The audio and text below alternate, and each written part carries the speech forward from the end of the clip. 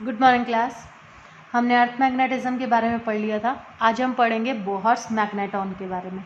Bohr's magneton क्या होता है कि यहाँ पर हम क्या निकाल रहे हैं, डायपोल मोमेंट निकाल रहे हैं, मैग्नेटिक डायपोल मोमेंट निकाल रहे हैं किसी एटम का। क्योंकि अपने पास जैसे एटम जो है उसमें जो ऑर्बिट्स होते हैं अपने पास, यहाँ पर इलेक्ट्रॉन्स क्या कर रहे होते हैं, रिवॉल्व कर रहे होते हैं। और इलेक्ट्रॉन्स अगर रिवॉल्व कर रहे हैं दैट मीन्स चार्ज पार्टिकल्स क्या कर रहे हैं, चल रहे हैं। और जब भी चार्ज पार्टिकल अपने पास चलता है तो वो क्या करता है, करंट प्रोड्यूस करता है। तो हमने मान लिया कि अपने पास ये जो ऑर्बिट था इसमें अपने पास इलेक्ट्रॉन ऐसे एंटी क्लॉकवाइज क्या कर रहा था, चल रहा था। तो अपने पास यानी कि करंट की डायरेक्शन पॉजिटिव टू नेगेटिव होती है, तो यहाँ पर अपने पास करंट की डायरेक्शन क्या हो जाएगी, इससे उल्टी हो जाएगी। तो I इज इक्वल टू हमें पता है the rate of flow of charge. तो चार्ज बाय क्या आ जाएगा अपने पास, टाइम। चार्ज कितना, इलेक्ट्रॉन चल रहा है और एक रिवॉल्यूशन में मान लिया मैंने टाइम लगा कितना, t। ठीक है। अब जो टाइम पीरियड है अपने पास, टाइम पीरियड घूम रहा है, ये टाइम पीरियड किसके बराबर हो जाएगा, 2π। ठीक है, omega is equal to 2π/t। T इधर ले आई और ओमेगा कहाँ आ जाएगा, यहाँ पर नीचे। तो आई की वैल्यू जो होगी अपने पास, यहाँ पर वैल्यू पुट कर दें तो ई ओमेगा कहाँ आ गया अपने पास, ऊपर, और डिवाइडेड बाय 2π। अब यहाँ से अपने पास हम क्या निकालना चाहते हैं, मैग्नेटिक मोमेंट निकालना चाहते हैं। तो मैग्नेटिक मोमेंट हमारे पास बराबर होता है, एम से डिनोट करते हैं, किसके बराबर होता है, आई इंटू ए। तो आई की वैल्यू तो ये आ गई, एरिया कितना हो जाएगा, एरिया ऑफ दैट सर्कल। और ये हो गया अपने पास, मान लिया कि ये जो इसकी रेडियस थी इस ऑर्बिट की, वो रेडियस की ऑर्बिट कितनी थी, आर। तो एरिया कितना हो गया अपने पास, πr²। तो यहाँ से वैल्यू पुट कीजिए, ui ओमेगा 2π इंटू πr²। पाई से पाई कैंसिल, तो हमारे पास वैल्यू जो है वो क्या आ गई, हाफ ई ओमेगा r²। ये वैल्यू आ गई अपने पास किसकी, मैग्नेटिक मोमेंट की। अब आपने जो बोहर्स के पॉस्युलेट पढ़े थे, बोहर्स के पॉस्युलेट क्या पढ़े थे आपने, जो सेकंड पॉस्युलेट था आपके पास, आपने केमिस्ट्री में पढ़ा होगा ये प्लेनेटरी ऑर्बिट्स के लिए। तो हमारे पास एंगुलर मोमेंटम जो है, एंगुलर मोमेंटम 11th क्लास में भी पढ़ा था आपने। Angular momentum is the integral multiple of h/2π where n equals to 1 2 3 up to so on. अब यहाँ पर लिख सकते हो v इज इक्वल टू क्या हो जाएगा, आर ओमेगा। ये वैल्यू यहाँ पर क्या कर दूँ, पुट कर दूँ। तो हमारे पास वैल्यू क्या आ गई यहाँ पर, m r omega into R equals to nh/2π।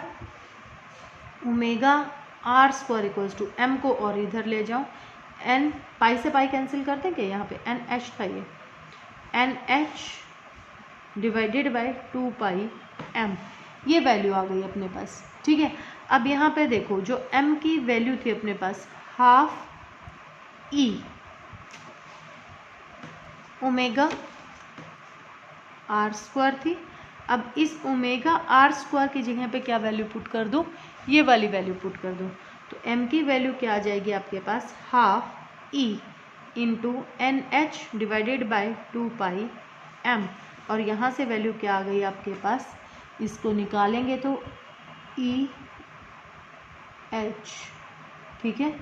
और अगर n की वैल्यू अगर हम क्या ले लेते हैं, 1 ले लेते हैं, तो जो वैल्यूज़ अपने पास यहाँ से आई, n यहाँ पर वेरिएबल है।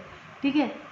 ई हमारे पास चार्ज है, basic unit of charge, h Planck constant हो गया, 4π कांस्टेंट, मास कांस्टेंट। तो ये सारी वैल्यू जो है अपने पास, ये कांस्टेंट क्वांटिटी आ गई है। और इस कांस्टेंट क्वांटिटी को मैं डिनोट कर दूँ किससे, यू बी से। ठीक है, म्यू बी से डिनोट कर दें, और म्यू बी की वैल्यू क्या होगी, EH डिवाइडेड बाय 4πm। तो ये जो होता है अपने पास, it is called Bohr's magneton. इसको क्या नाम दिया जाता है अपने पास, बोहर्स मैग्नेटॉन। तो आपको यही वैल्यू आएगी कि बोहर्स मैग्नेटॉन की वैल्यू निकालिए। तो अब यहाँ पर सारे की सारे कांस्टेंट वैल्यूज़ हैं, ये वैल्यूज़ लिखकर और हम इसको क्या कर सकते हैं, फाइंड आउट कर सकते हैं। तो बोहर मैग्नेटॉन को किस तरीके से डिफाइन किया गया था, that Bohr's magneton as the minimum magnetic dipole moment associated with an atom due to the orbital motion of the electron in the first stationary orbit of the atom। यानी कि n की value यहाँ पर n ही तो था ना अपने पास, तो फर्स्ट के लिए n की वैल्यू क्या हो जाएगी, 1। तो ये अपने पास मैग्नेटिक मोमेंट जो है वो किसके बराबर आ जाएगा, बोहर्स मैग्नेटॉन के बराबर आ जाएगा। जियोमैग्नेटिक गैरोमैग्नेटिक रेशियो ऑफ इलेक्ट्रॉन्स क्या होता है, magnetic moment divided bye angular momentum. तो इसकी वैल्यूज़ पुट करके और हम इसको क्या कर सकते हैं, फाइंड आउट कर सकते हैं।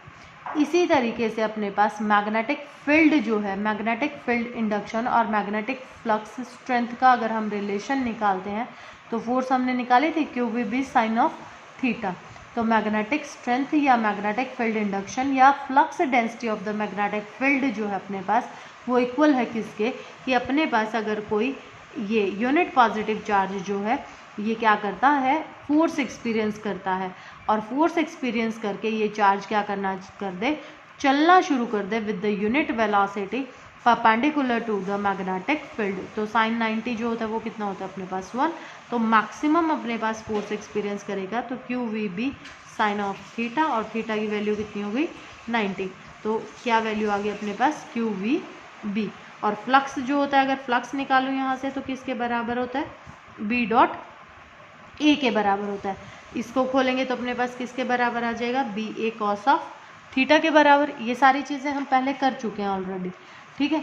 तो अपने पास इसको वही नापा किस में जाता है, वेबर में भी नापा जाता है। मैग्नेटिक फील्ड किस में नापी जाती है, टेस्ला में नापी जाती है, गॉस में नापी जाती है।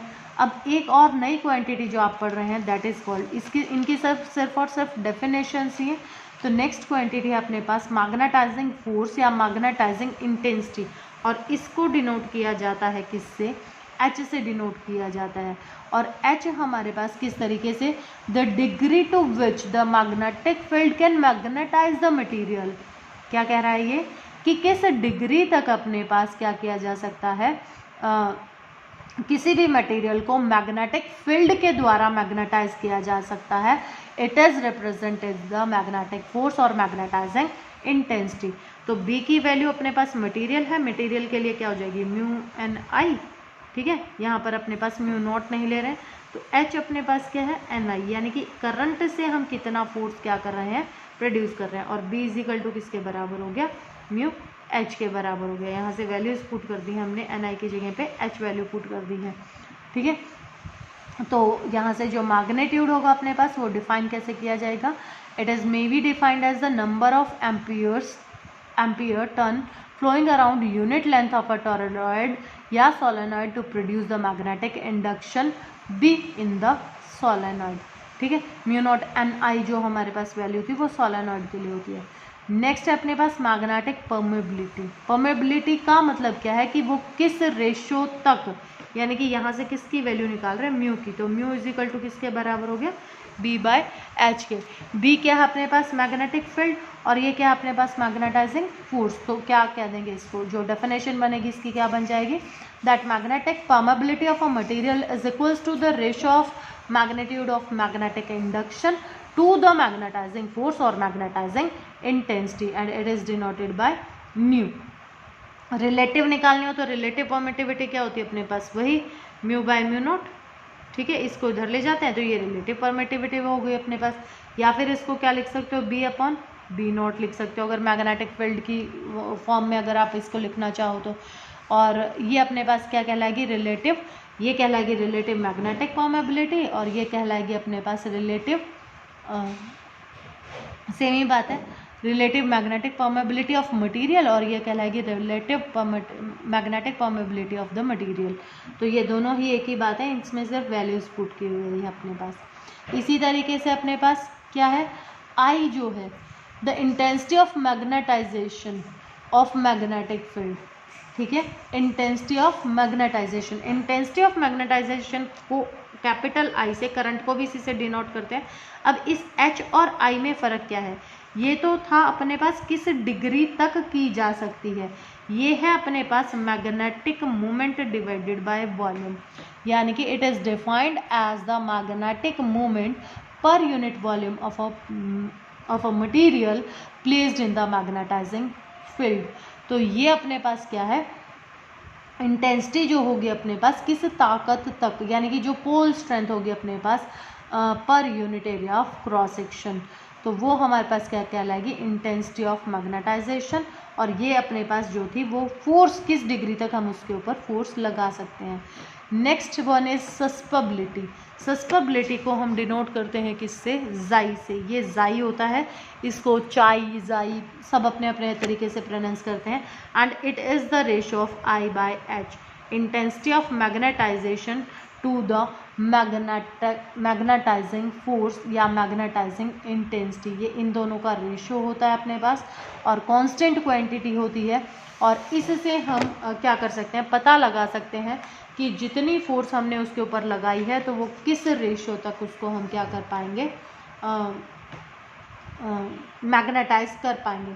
जैसे हमने पोलराइजेशन किया था ना, सिमिलरली एक रिलेशन निकाला था आपने वहाँ पर, तो वो सिमिलर रिलेशन है अपने पास यहाँ पर। जाई का रिलेशन जो हमने निकाला था वहाँ पर, शायद के का रिलेशन निकाला था हमने वहाँ पर इंटेंसिटी ऑफ पोलराइजेशन के लिए। तो अगर अब मैं मान लूँ कि अपने पास यहाँ पर मैं परमेबिलिटी निकालूँ किससे और मैग्नेटिक सस्पेबिलिटी का अगर एक रिलेशन निकालना चाहूँ, तो देखो कि मैंने मान लिया कि मेरे पास जो टोटल मैग्नेटिक फील्ड है, वो टोटल मैग्नेटिक फील्ड में म्यू नॉट, तो मान ली मैंने वैक्यूम में है, तो किसके बराबर होगी, म्यू नॉट आई के बराबर। अब किसी मटेरियल में अगर रख दें तो यहाँ पर वैल्यू क्या हो जाएगी अपने पास, म्यू आई। ठीक है, अब अपने पास ये जो वैल्यूज़ हैं अपने पास, ये वैल्यूज़ मैं क्या कर सकती हूँ, पुट कर सकती हूँ। अब यहाँ पर आई की जगह पर क्या पुट कर दूँ, म्यू नॉट एच पुट कर दूँ कि अपने पास कितने मैग्नेटाइजिंग फोर्स लगाई गई थी वहाँ पर। तो B is equal to mu naught H plus mu naught क्या आ गया, आई। म्यू नॉट ले लिया मैंने कॉमन, तो अंदर क्या बच गया अपने पास, एच प्लस आई बच गया। अब जाई जो है अपने पास वो किसका रेशियो, आई बाय एच का। यहाँ से आई एच कॉमन ले लूँ यहाँ से, ठीक है, यहाँ से एच कॉमन ले लूँ, या फिर आई की जो वैल्यू है, आई की वैल्यू क्या हो जाएगी अपने पास, जाई, और ये वैल्यू हो जाएगी। एक ही बात है, चाहे वैसे ले लो चाहे वैसे ले लो, यहाँ पर ये वैल्यू पुट कर सकते हैं। तो क्या होगी, म्यू नॉट एच प्लस जाई एम एच, एच कॉमन ले लेंगे यहाँ से, तो क्या बच गया, 1 प्लस जाई एम। ठीक है, ये वैल्यू आ गई अपने पास। अब अपने को पता है intensity mu upon mu naught equals to किसके बराबर था, इधर ले आए इसको, किसकी बात कर रहे थे ये हम, यहाँ पर यहाँ लिख रहे थे ना अपने पास, यहाँ पर अपन जो वैल्यू पुट कर रहे थे वो ये B की वैल्यूज़ चल रही हैं अपने पास। तो B की वैल्यू यहाँ पर क्या पुट कर सकती हूँ, म्यू एच पुट कर सकते हो। ठीक है, यहाँ पर म्यू एच पुट हो गया अपने पास, और इस एच से ये एच क्या हो गया अपने पास, कैंसिल, और इसको ले आई मैं नीचे, तो ये क्या आ गया अपने पास, ये वैल्यू आ गई। ठीक है, और यहाँ से म्यू की वैल्यू, परमिटिविटी की वैल्यू क्या आ जाएगी, म्यू नॉट 1 प्लस जाई एम। तो ये रिलेशन आ गया अपने पास किसका, रिलेटिव परमिटिविटी का और मैग्नेटाइजिंग सस्पेबिलिटी का। अब इसके आगे आपके पास 3 चीज़ें दी हुई हैं, मटेरियल्स दिए हुए हैं, डाया, पैरा और फेरो। ये इस बार आपके सिलेबस से कट हो गए हैं। तो इसके आगे एक चीज़ और है, that is called hysteresis curve. Hysteresis curve क्या होता है अपने पास, हिस्टेरिसिस कर्व, हिस्टेरिसिस कर्व क्या है अपने पास कि यहाँ पर हम B और H का जो रेशो ले रहे हैं ना, B और I का, सॉरी, या H भी बोल सकते हैं इसको, तो ये B है अपने पास और ये मैग्नेटाइजिंग फोर्स लगा रही हूँ मैं। तो मैं किसी मटेरियल को क्या कर रही हूँ, करंट दे रही हूँ, लगातार मैं उसको करंट दे रही हूँ, तो उसमें मैग्नेटिक फील्ड बढ़ेगा और उसके ऊपर क्या बढ़ेगा, मैग्नेटाइजिंग फोर्स भी बढ़ेगा। तो मैग्नेटाइजिंग फोर्स लगा रहे हैं हम एक किसी मटेरियल पर, तो एक वैल्यू ऐसी आएगी जहाँ कर जितने डिग्री तक, यानी कि उसकी कोई ना कोई पॉसिबिलिटी तो होगी ना कोई वैल्यू होगी उसकी कि यहाँ जाकर ये वैल्यू क्या हो जाएगी, कांस्टेंट। तो इसके बाद हम चाहे मर्जी जितना फोर्स लगाएं, अपने पास B की वैल्यू चेंज होना क्या हो जाएंगी, बंद हो जाएंगी। उस टाइम पर मैं क्या करूँगी, इसके ऊपर ये फोर्स लगाना क्या कर दूँ, बंद कर दूँ। अब बंद कर दूं तो अपने पास ये क्या करेगा, 0 पर आ जाएगा। लेकिन इसमें जो B है, यानी कि जो मैग्नेटिक फील्ड है उस मटेरियल की, उसमें जो मैग्नेटाइजिंग प्रॉपर्टीज़ इंड्यूस्ड हुई हैं, ये मैग्नेटिक प्रॉपर्टीज़ जो हैं वो 0 पर नहीं आती एकदम से। तो ये जो अपने पास यहाँ से यहाँ तक जो हिस्सा बचा है, ये हिस्सा कहलाता है अपने पास रेंटिनिटी,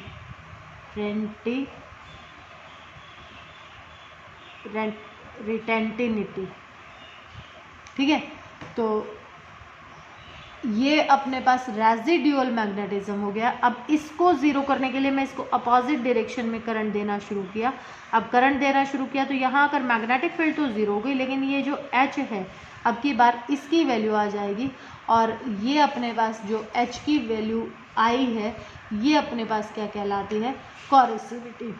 कोरिसिटिविटी, CORCIVIT,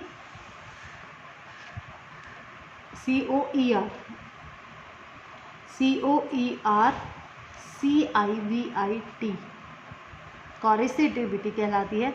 अब ये H ज़ीरो हो गया। अब इसको अपोजिट डायरेक्शन में फिर हमने करंट देना शुरू किया। अब यहाँ पर फिर सैचुरेशन आ जाएगा, फिर ज़ीरो करेंगे, सिमिलरली फिर इसको करेंगे। तो यानी कि इसी को ही हम क्या करेंगे, रिपीट करते रहेंगे। तो इस तरीके का जो एक कर्व बन जाएगा that is called hysteresis curve, यानी कि द फिनोमिना ऑफ आई और बी, यहाँ पर हम चाहे मैग्नेटाइजिंग फोर्स कह दें या मैग्नेटाइजिंग इंटेंसिटी कह दें, behind H1 a specimen of a magnetic material is subjected to a cycle of magnetization and it is called hysteresis। और जो ये कर्व अपने पास आया है it is called hysteresis loop या हिस्टैरिसीस कर्व कहलाता है। तो इस हिस्टैरिसीस कर्व मटेरियल्स को का जब हम हिस्टैरिसीस देखते हैं तो उसके बिहाफ पर हम क्या बना सकते हैं, उस कर्व के हिसाब से हम उनको यूज़ कर सकते हैं। जैसे हम परमानेंट मैग्नेट अगर बनाते हैं तो परमानेंट मैग्नेट बनाने के लिए हमें हायर एंटिनिटी चाहिए, यानी कि वो अपने मैग्नेटिक प्रॉपर्टीज़ को या मैग्नेटिक इंटेंसिटी को लॉस ना करे, और सिमिलरली अपने को क्या चाहिए, हाई कोरेटिविटी भी इसमें चाहिए।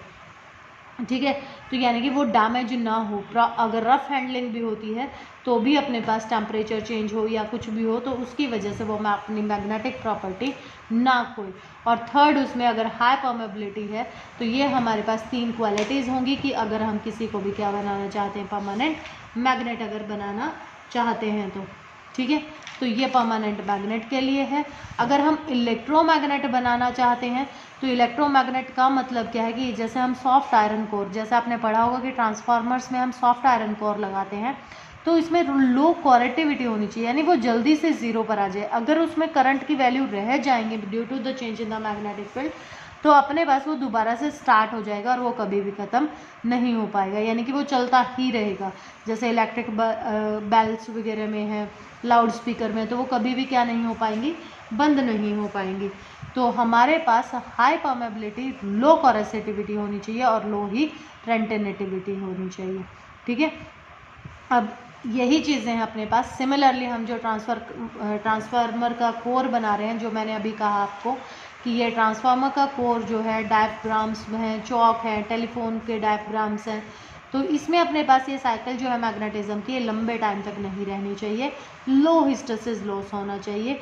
तो इस तरीके से हम क्या कर सकते हैं, इनको यूज़ कर सकते हैं अगर हमें उनके हिस्टेरिसिस का पता होगा तो यहाँ पर आपकी थर्ड यूनिट जो है वो ख़त्म हो जाती है। अब इसके बाद हम फोर्थ यूनिट शुरू करेंगे परसों से। कल आपको मैं टाइम दूंगी कि आप इसमें से मेरे से जो भी आपको प्रॉब्लम है रिगार्डिंग न्यूमेरिकल्स या रिगार्डिंग एनी टॉपिक वो आप पूछ सकते हैं।